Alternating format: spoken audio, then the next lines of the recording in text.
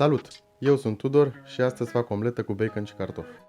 Pentru această rețetă folosesc 2 felii de bacon, un cartof mic, o ceapă roșie mică, o felie de brânză cheddar, frunzele de la o ceapă verde, cimbru proaspăt și 3 ouă.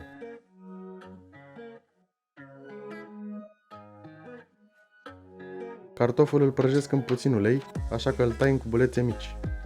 Ceapa o tai și pe ea mărunt, apoi baconul, dar nu mai mic decât cartofii.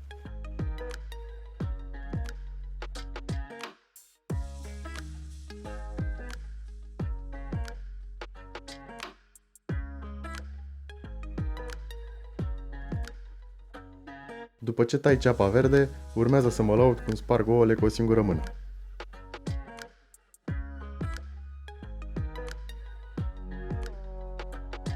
În tigaie, adaug puțin ulei de măsline și după ce s-a încins nu foarte tare, adaug cartoful și ceapa. Ar fi trebuit să prăjesc puțin mai bine cu bulețele de cartof și apoi să adaug ceapa.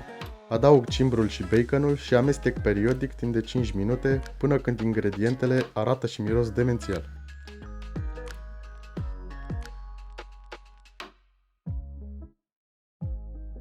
Când umplutura omletei este gata, o transfer în alt recipient, iar în aceeași tigaie prăjesc ouăle.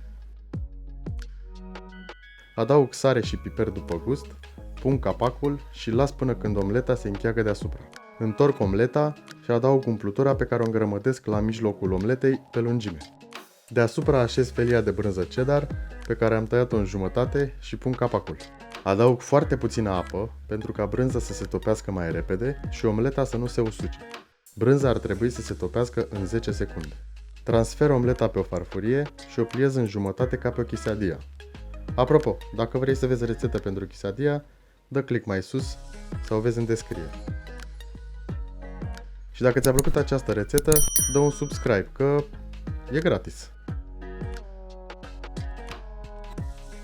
Mulțumesc și poftă bună îți doresc!